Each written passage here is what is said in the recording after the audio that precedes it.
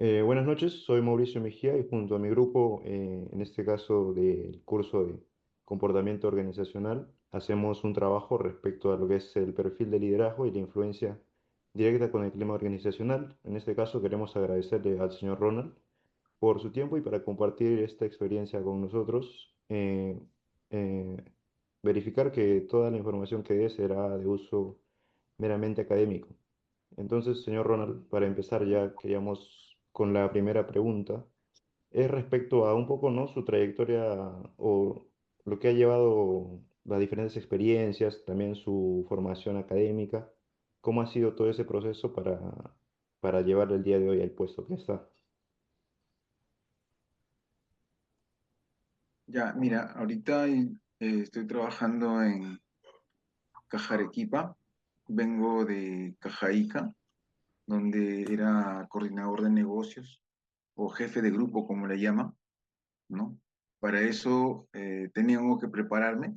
Hay un proceso no solo de experiencia, ¿no? Que es la parte empírica, sino tú lo tienes que unir con la parte académica, conceptos o herramientas que te den para que tú puedas desarrollar esa actitud que uno tiene para poder manejar grupos humanos, porque al final lo que se maneja son grupos humanos.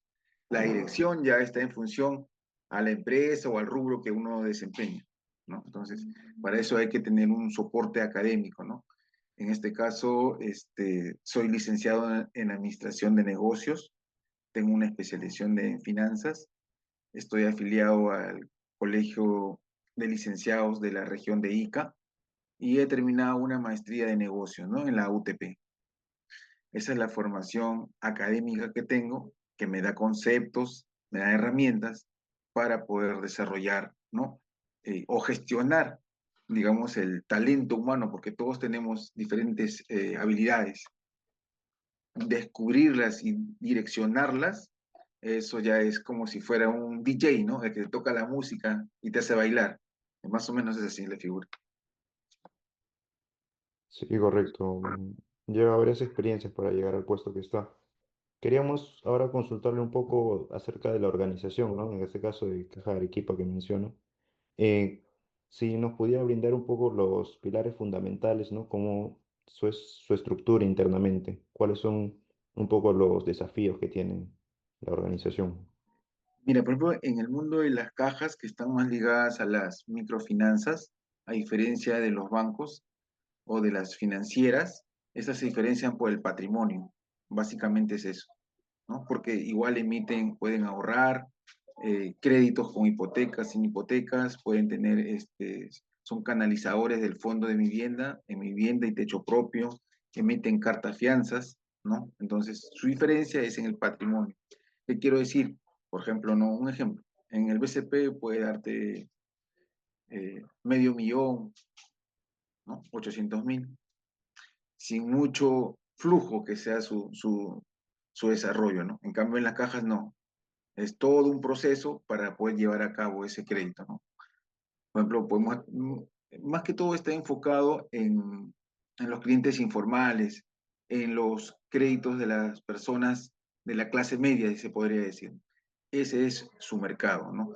Y ellos, y nosotros transcurrimos de repente en un mercado informal, entre comillas, porque ese es nuestro mercado, a diferencia de los bancos, que es de la clase media más, quiero decir, empresas o negocios ya formalizados, que te emiten balances. En cambio, acá nosotros no tenemos la mayoría balances.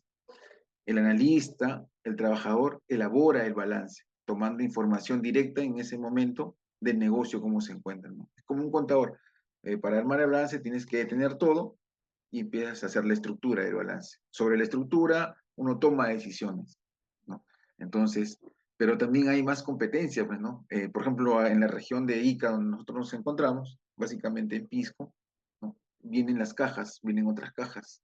Entonces uno tiene que innovar, tiene que aprender a trabajar con la competencia que está al frente, tienes que acelerar tu ritmo, ¿no?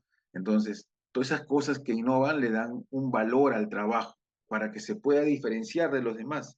Si no, imagínate, si no tuviéramos un cambio, no tuviéramos una reacción frente a la competencia, ¿no?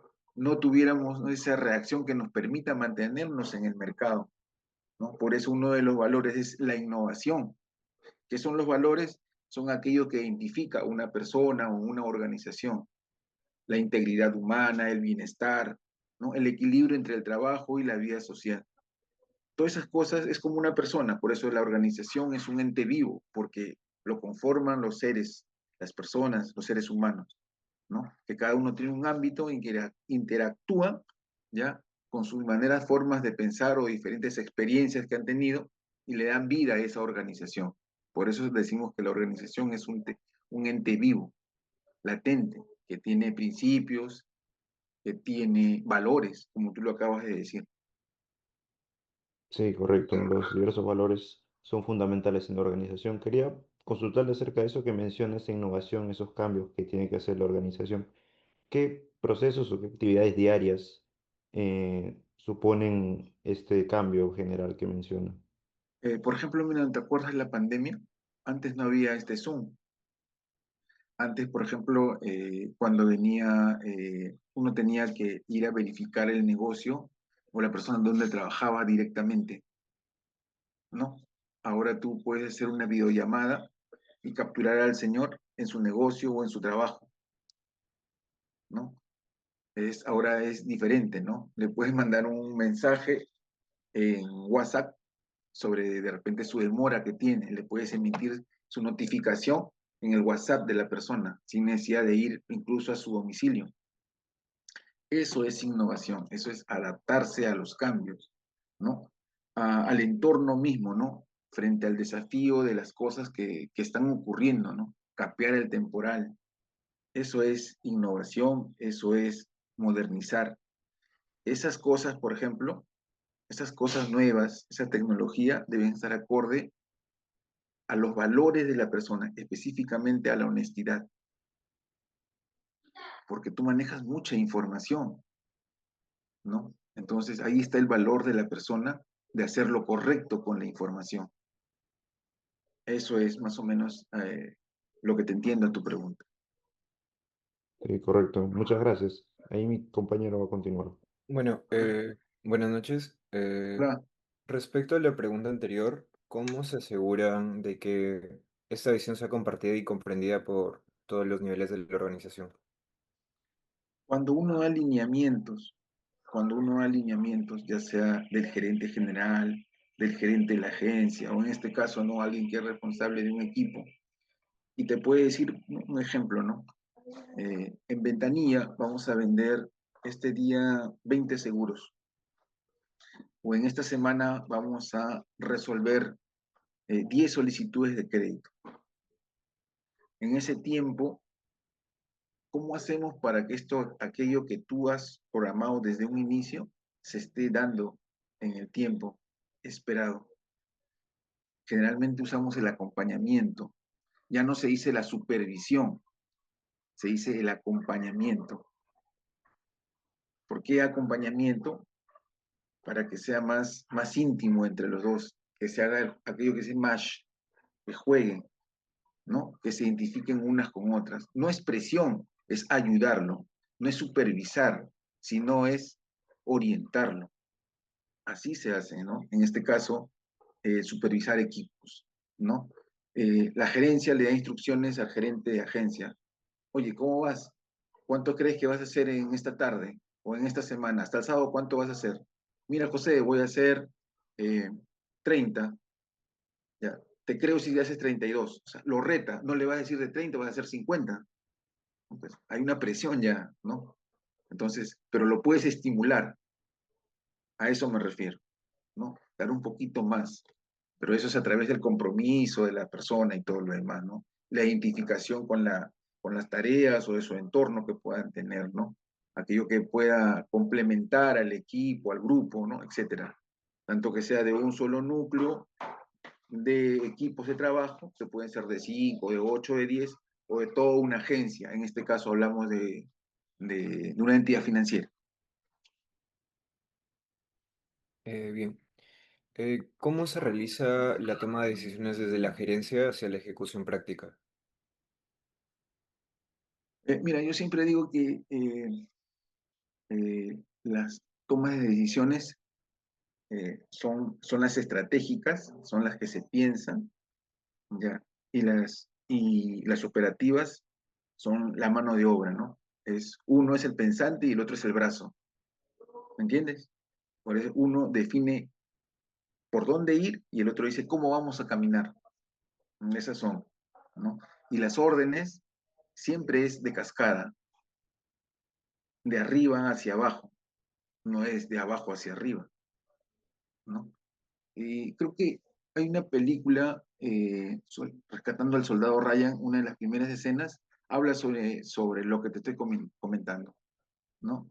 Las órdenes van de arriba hacia abajo. No son rígidas, no estamos hablando de un cuartel militar, pero sí en las órdenes que se dan de arriba hacia abajo se puede agregar algo más, que es la iniciativa de un colaborador, ¿no? Porque también le agregamos esto, le quitamos y le agregamos, pero la orden sigue, ¿no? El objetivo continúa, la meta por tramos continúa, solo que se puede agregar algo más, ¿no? Es como un ejemplo, ¿no?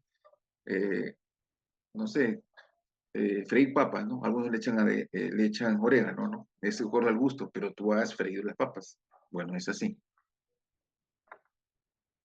Bien, ahora, ¿cuáles son los indicadores que determinan si la organización avanza en la dirección correcta? Y si tuviera la oportunidad de fortalecer algún aspecto, eh, ¿cuál sería? Cuando tú me hablas de eso, yo entiendo que a veces, lo que pasa es que existe un tablero de control, lo que le llaman el mapa de calor, ¿no? Es un mapa de calor donde hay individuos o personas o elementos, ¿no? Un ejemplo, ¿no? Hay un equipo, ¿no? En este caso, en el equipo son 5 personas y cada uno, obviamente, tiene un número o tiene un nombre, ¿no? En este caso, números, 1, 2, 3, 4. Tienen que cumplir con ciertas condiciones, ¿no? Cuando no los cumple, ese cuadro se pone rojo o negro, como quieras verlo, ¿no? Entonces, cuando tú vas a gestionar el equipo o tu zona, tú tienes que ver tu tablero, como en el fútbol igualito, tienes que ver tu tablero, donde hace calor. Donde está el rojo, ahí tienes que hacer el zoom, abrir ese zoom. Tú abres el zoom y tú ves que de repente esa persona o ese elemento le falta colocar más seguros, le falta resolver más solicitudes de crédito, ¿no? Le falta más visitar clientes porque su indicador es bajo. Solamente ha visitado 3, solamente ha hecho 2 seguros, solamente ha resuelto 2 solicitudes. Por lo tanto, a su tarea del día o de la semana está en falta, no está alineado, no va al ritmo, por eso es que se pone rojo. Entonces, tienes que controlar todo eso de ahí. Eso ahora es mucho más moderno, ¿no? Antes lo hacíamos con Excel, me acuerdo. Ahora existen los indicadores, ¿no? Los famosos KPI, ¿no? Que ya vienen ya con una fórmula y te lanzan, ¿no? Solo que tú tienes que gestionar cada punto rojo y hacerle, acuérdate, hacerle zoom en cada punto rojo. Ahí es donde tienes que gestionar. Ahí tienes que entrar. No es mirar y decir, no, aquí estamos bien, no. Es cada punto rojo tienes que hacerle zoom, acuérdate, y gestionar ahí. Ahí Bien, para agregarle, cuando tú apoyas, porque ahora el término es apoyar al colaborador a alcanzar sus metas. La palabra es, ¿qué necesitas? ¿Qué puedo hacer por ti? ¿En qué te puedo ayudar? Ahora es así. perfecto, muchas gracias. Ahora Dime. continuaré uno de mis compañeros con otras preguntas. Buenas noches. Buenas noches. Yo voy a continuar con las preguntas. Dime. Eh, la primera pregunta sería, más que nada, inclinándose a la coordinación de su organización, es decir, en su equipo. ¿Cómo describiría la manera en que los distintos equipos de su empresa, en este caso la Caja ICA, y los niveles se organizan y trabajan juntos para alcanzar las metas en común que tienen? Eso se llama una comunicación transversal que pasa por toda la organización. Una empresa, lo que sea, siempre tiene departamentos o áreas. Entonces, es como el aceite que filtra todo el motor. El aceite tiene que entrar a todo el motor para que funcione. Si no, no funciona. Ya es lo mismo. El cerebro, acordamos, que está en la parte de arriba, es el que piensa, da las instrucciones. Entonces, todas estas áreas, puede ser tesorería, puede ser control, puede ser auditoría, puede ser ejecución, todas deben tener la misma información. Como en un barco, el capitán sabe a dónde va a ir, ¿no? El operario del motor tiene que saber a dónde va a ir, ¿no? Eso se llama articular las áreas. Todas las áreas deben estar articuladas. Si bien es cierto, hay información específica para cada área, pero de manera general todos deben de saber aquello, ¿no? Por eso ahora hay mucha más tecnología, pues, ¿no? Hay más rápido de comunicación, existen los correos, existen el YAP, existe este, el- los mensajes de textos, etcétera, ¿no? Celulares, videollamadas, así como nosotros, una reunión automática, ya se hacen en un Zoom en el mismo celular, no necesitan reunirse, ¿no? Entonces, la comunicación es mucho más eficiente, la comunicación tiene que ser efectiva. Una cosa es oír y otra cosa es escuchar, son cosas diferentes, ¿no? Yo pienso que es así, no sé. Sí, Todos deben saber qué es lo que se dijo. Entonces, la retroalimentación en esa parte es fundamental, es importante, porque la persona puede estar ahí, pero no entendió, solo lo escuchó, o sea, no interiorizó las instrucciones, por lo tanto no se comprometió. No está comprometido porque desconoce la información. No sabe qué va a hacer en el transcurso del día, durante la semana, durante la quincena o durante el mes. Él tiene que interiorizar la información y hacerla suya y comprometerse para desarrollar los procesos, los cambios, el rumbo que va a tener el equipo, la agencia o la empresa. listo. Justo que hablaba sobre las instrucciones, eh, también en eso le quería preguntar sobre cómo ve que las personas, o sea, realmente lo escuchan y pueden tomar, por decir, decisiones propias o muestran iniciativa en el trabajo, sin esperar necesariamente, como usted dice, las instrucciones que les brindan. Yo siempre decía, tráeme soluciones, no me traigas problemas, ¿no?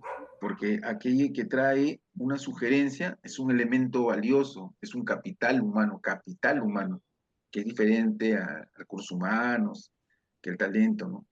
El capital es esa persona que tiene ese valor adicional que lo hace valioso para su organización. Entonces, esa persona puede aportar, ¿no? Entonces, ¿cómo podemos enfocarnos a lo que tú dices, ¿no? Yo pienso que desde mi punto de vista es explotar el talento de las personas, ¿no? Esa cultura de compromiso, ¿no? Porque una cosa es querer y desear, pero otra cosa es cuando estás en el campo y te asignan el trabajo, de repente sientes que no tienes la capacidad. Tú puedes desear, pero no te sientes capacitado.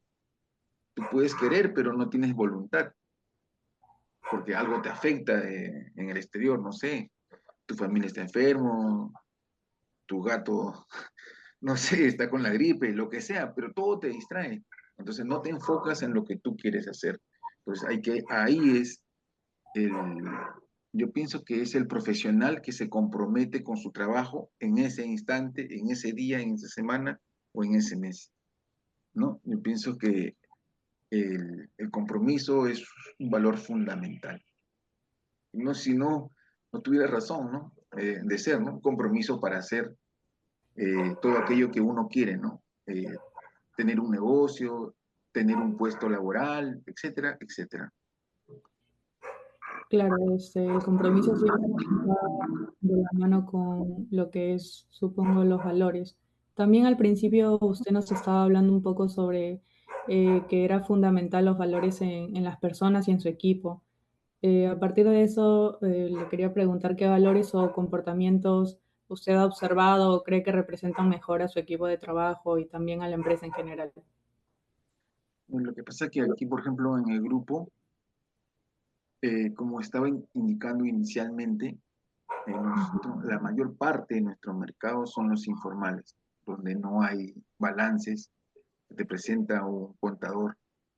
Nosotros tenemos que armar el balance. Entonces nosotros jugamos a ser contadores, nosotros jugamos a ser gerentes de la empresa, porque decidimos sobre el inventario, sobre el balance que tiene, qué acciones vamos a tomar para darle un crédito. Jugamos al notario, porque nosotros feateamos ese documento, un documento, ¿no?, de valor, una copia literal, un certificado de posesión, una factura de un equipo, etc. Entonces, la honestidad es fundamental acá. Yo siempre digo, ¿no? La honestidad tiene valor cuando aquello es correcto y nadie te ve y tú sientes que has hecho lo correcto, que hacer lo correcto que cuando todos te ven. ¿Dónde tiene más valor la honestidad? Cuando tú haces aquello que es correcto y nadie te ve, pero tú sabes que es correcto. Entonces, el valor fundamental en este trabajo, en esta área, es la honestidad, la integridad de la persona. No es como, por ejemplo, disculpando, de repente en otras entidades que son mucho más formales, ya te dan todo, ¿no? Te dan el balance, te dan el cambio en el patrimonio, te dan el flujo de caja proyectado por los N años que tú vas a financiar. Acá nosotros tenemos que hacerlo. Debe reflejar a la realidad que tiene el cliente. Por eso digo que jugamos a todo ello, ¿no? Tenemos contadores, como a notarios, a gerentes. La integridad es importante. Ya. Digo que, ¿cuáles son las reglas no escritas que tiene en lo que es su equipo? Es decir, las cosas que se hacen así, aunque nadie las haya escrito, o las cosas que les ayudan a tener éxito como grupo y en el trabajo también. Es la identificación, yo pienso que es la identificación de pertenecer a alguien o a algo. Yo pertenezco a esta agencia, yo pertenezco a esta organización, yo pertenezco a este grupo. El sentido de pertenencia es importante para tener un grupo humano, ¿no? Hay una frase eh, que dice Pep Guardiola, no, disculpa, que lo dice Mourinho, dice que él no entrena jugadores, él entrena equipos de fútbol, o sea, la cohesión, todos en uno solo, ¿no? Él no es individualista porque él ve por todo el equipo, por un todo. ¿Me entiendes? ¿Me captan la idea? O sea, Sí. aquello que no está escrito es que yo siento de mí que pertenezco a alguien. El sentido de pertenencia se despierta e incluso te puede hacer aquello o trabajar por el otro, ¿no? Me acuerdo cuando estaba en Caja Ica, hacíamos aquello que lleguen a la meta quincena, tenían un premio, X premio, ¿no? Un sábado, lo que sea, ¿no? Entonces, si a alguien le faltaba resolver una solicitud, el otro lo apoya. Eso no está escrito, no está condicionado, no dice en el reglamento que está prohibido o no, no dice, pero nace de uno, ¿no? El querer hacer. Es más, eso te libera en un ambiente tóxico, ¿no? Te hace un ambiente más amigable, ¿no? Que despierta tu motivación por querer hacer las cosas de uno mismo, ¿no? Por ese lado va tu pregunta. Ujú. Bueno, ahora va a seguir otro de mis compañeros, por favor. Bueno, pasamos con la otra pregunta que es, ¿cuál consideraría usted que ha sido el proceso de transformación más significativo que usted ha vivido? O bueno, que La, han pan- vivido. la pandemia, el Zoom, el de evaluar con, ¿no? Con videollamada, ¿no? El trabajo remoto, ¿no? Es un crack, un antes y después. Eso no estaba escrito en el reglamento de auditoría, en el de control, ¿no? ¿Me acepta su crédito? Sí, sí, ya está. Capturabas la pantalla y eso era suficiente como una firma en ese momento. Y tú imprimías y lo ponías en el expediente. Ahí está el señor, la señora, le hacías videollamada, capturabas y ahí está. Ese era, ¿no? Fue impactante, ¿no? Porque el Zoom hasta en ese momento era solamente para unos gerentes o para unos corporativos, incluso para presidentes, nada más. No estaba masificado como ahora, ¿no? Entonces, adaptarse a eso fue un poco entrar a una ola, ¿no? Y dejarse llevar, ¿no? O subir a un columpio y dejarse llevar ¿no? Por el vaivén, una cosa así. A ver si lo disfrutas o no, ya es cuestión de uno, ¿no? De adaptarse. Yo pienso que eso es lo que hubo un quiebre, ¿no? Acercó más incluso, ¿no? Explotó la educación a distancia. A veces a veces no es necesario ir al salón de la universidad. Claro que te ha quitado la vida académica, porque bueno, antes era el compañerismo, ¿no? Involucrados en hacer aquello, ¿no? Pero ahora tenemos más información, a diferencia de anterior. Tú abres el YouTube y tienes un montón de información. Ahora el problema no es dónde encontrar información, ahora es ordenar la información, ¿no? Por eso yo pienso en todo caso que desde la pandemia empezó ese crack, ¿no? De trabajar con tecnología a la mano. Y con respecto a esa pregunta anterior, ¿cómo se transmitió la necesidad de este cambio desde los líderes a los colaboradores? Hizo más simple, por ejemplo, ¿no? Tus reuniones de trabajo es mucho más, te ahorran tiempo y espacio de desplazarte a una ciudad para una reunión de equipo para trabajar. Tú estás en la oficina o tú estás no sé, un ejemplo, ¿no? Hablando de manera general para que me entiendan. Yo estoy en Ica y mi otro compañero está en Puno y el otro está en Juliaca, ¿no? Hago un Zoom y conversamos. Oye, ¿cómo vas con esto? ¿Qué te falta? ¿Qué te necesito? ¿Qué necesitas? ¿En qué te puedo apoyar? Siempre con el compromiso, no es con la exigencia, es el compromiso. La exigencia uno mismo lo tiene que, ¿se cortó? ¿Se fue? ¿Me escucha? Sí, sí, se lo escucho. Sí, se lo Ya. escucho. La exigencia es de uno mismo, tiene que nacer como profesional. El otro te direcciona. Entonces, vamos a lo que íbamos, ¿no? Entonces, aprovechar lo que tenemos para sacarle el provecho en fin de nosotros, ¿no? De cada uno de nosotros, cada uno de nosotros. Yo pienso que es así. Ahora le paso con mi siguiente compañero. A ver, dime. Buenas noches, señor Ronald. Ah, bueno, voy a Hola. seguir con la ronda de preguntas. La siguiente pregunta sería, ¿cuáles serían esos tres sellos o rasgos personales que más lo definen como guía? Y si podría compartirnos alguna experiencia donde se ha demostrado, bueno, donde ha demostrado dichos rasgos. ¿Qué te puedo decir? Eh, Uno siempre tiene que ser, pienso, tiene que ser genuino, ¿no? Tal como tú dices que eres, así te comportas. Tiene que haber, ¿no? Un match, tiene que haber ese reflejo, ese espejo, ¿no? En lo que es la exigencia, tiene que haber siempre un reconocimiento, un darle la mano, un aplauso, un abrazo, ¿no? De que la persona eleve su autoestima, de que eleve su ego, de que se sienta en confianza con las personas. Porque si un líder, un coordinador, un jefe, ¿no?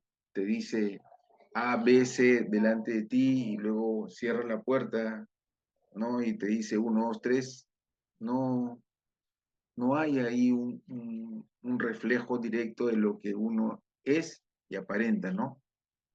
Es un poco complicado y deteriora el ambiente laboral, pienso yo, ¿no? Ser honesto y decir las cosas como es, exigir lo que realmente exige el puesto, no es nada malo, porque acuérdate que la otra persona que viene a trabajar, no lo llaman, ellos vienen porque se sienten capacitados, sienten que han estudiado, que tienen las ganas de aprender y cuando se les exige, ahí es donde ellos tienen que demostrar su valía. Lo que la otra parte hace es direccionar todas esas actitudes, todas esas cualidades, todas esas habilidades que ha venido esa persona para llegar con la tarea o el objetivo. Es lo que realmente ocurre, ¿no? En el campo. Eh, Luego, cuando ya están cohesionados los equipos, las personas, ¿no? O los gerentes, ¿no? Involucrarse con cada uno de ellos para de él sacar las mejores cosas de cada uno, eso lo haces ya con el tiempo, porque vas conociendo eh, cómo ingresé con esa persona, cómo lo abordé con esa persona, cómo mejorar aquello, ¿no? Yo recuerdo que, como decía en la pregunta anterior, eh, el Pep Guardiola, ¿no? Cuando habla de liderazgo también, él dice que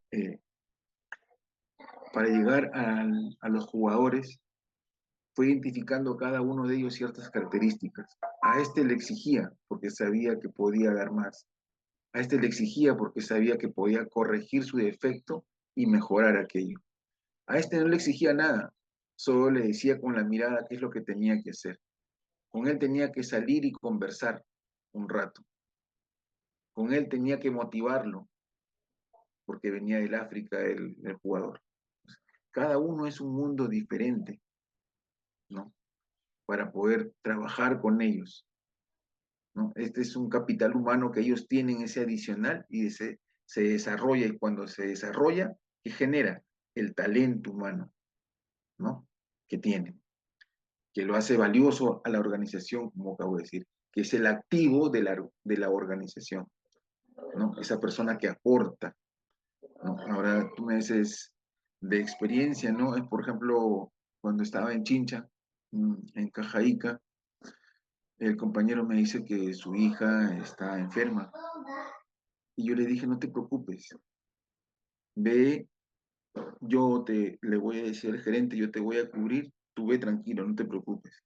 No, pero tengo que llamar a estos dos clientes, por eso le estoy, no te preocupes, acá lo vamos a llamar.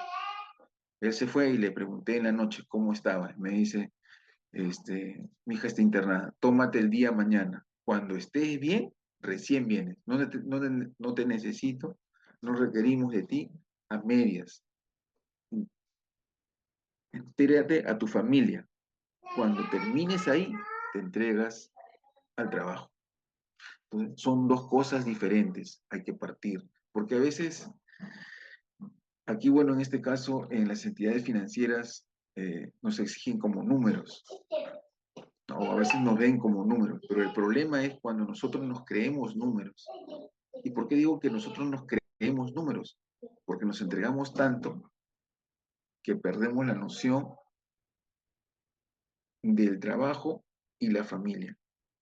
Por ejemplo, ¿no? Puedes salir de repente a las 9 de la noche, das una vuelta, son las 10:30, ya no vas al gimnasio, no vas al cine, no das una vuelta por la plaza de armas, y toda tu vida se consume ahí. Entonces esta persona llega otra vez al día siguiente y repite lo mismo. ¿Qué es lo que hace? Se satura. Esa persona no va a rendir, ni en la mañana, ni de golpe de mayor productividad, que son 9, 10 y 11, no te va a rendir. Es por las puras. Solo hace bulto en la organización. No te va a funcionar. Entonces, identificar esos factores, esas personas, esos escenarios, bueno, lo he captado a través del tiempo, ¿no? Y bueno, he tenido herramientas que me han apoyado o complementado para poder darle solución o ser un soporte en mis compañeros de trabajo, ¿no? Porque al final somos compañeros de trabajo, somos profesionales. De repente en algún momento podremos ser amigos, pero depende de, pero en el momento somos compañeros. Y los compañeros somos de un equipo y el equipo no se deja solo. Muchas gracias. Siguiendo la otra pregunta, se- ¿cómo ha evolucionado su forma de potenciar ese talento humano que ustedes nos indican a distancia o con las herramientas digitales? No te entendí bien, disculpa. Usted nos ha indicado de del talento humano que hay y bueno, la pregunta va, ¿cómo usted ha evolucionado su forma de potenciar ese talento con, bueno, con las nuevas herramientas digitales que nos ha dado a distancia o mediante herramientas? Cuando uno empieza, a veces uno quiere ser un todista, ¿no? Quieres controlarlo todo, pero tú te das cuenta que tú no puedes controlar todo. Al revés, como dije a un comienzo, uno tiene que ser el DJ, el que toca la canción y ellos bailan a tu ritmo, ¿no? De repente en la clase, en el transcurso de su carrera, han escuchado que uno delega las funciones para que esta persona se comprometa con el equipo, ¿no? Entonces, tú delegas funciones, pero tú no delegas responsabilidades. Ojo, son dos cosas diferentes y que ustedes deben saberlo. Yo siempre voy a ser responsable. Si yo te delego a ti, Percy, en hacer esa tarea esta semana, tú lo haces. Tú, Nicolás, tú haces esta quincena, tú me lo entregas, pero yo soy responsable por ustedes. Una anécdota en una entrevista, y lo pueden encontrar en YouTube, Gareca y Orejita Flores, cuando él debuta, cuando estábamos perdiendo con Venezuela. Le entrevistan a Gareca porque puso orejitas Flores. Perdón, sí, porque pusieron orejitas Flores. Y él dice, a mí el profesor me dijo que entrara, que jugara como jugaba en mi equipo, que entrara porque él confía en mí, que entrara porque él se va a bancar, o sea, aguantar, que él se va a bancar a la prensa. Entonces, le dio esa confianza para que él entrara y desarrollara su talento, su habilidad del fútbol en ese partido. Pero la responsabilidad, si él la malograba, ¿de quién era? No era de Flores. Toda la prensa se le iba a ir a Gareca, porque él hizo el cambio, él puso al chiquillo en ese tiempo, que tenía creo que 19 años, creo que tenía Orejita Flores. Entonces, tú puedes delegar funciones, pero la responsabilidad es tuya. Entonces, eso yo aprendí. Identificar quiénes se merecen o a quienes se le puede apoyar porque de repente quieren, pero todavía no se muestran, es potenciar eso. Y eso me ha ido pasando a mí. ¿No? Tú vas buscando, tú vas encontrando que tiene esas habilidades y tú lo puedes potenciar dándole, dándole funciones para que se comprometa, se identifique realmente qué es lo que está haciendo, ¿no? Cómo realmente funciona, qué exigencia tiene el equipo o la agencia, esas cosas. Ok. Bueno, la otra pregunta sería, ¿cómo se asegura usted de que todos los miembros del equipo se sientan seguros al expresar sus desacuerdos frontalmente? Al encontrarse en desacuerdo, no te entendí. Ajá, o sea, eh, ¿cómo fomenta un ambiente donde las personas puedan decir que no están de acuerdo con una idea o una decisión sin sentirse incómodas?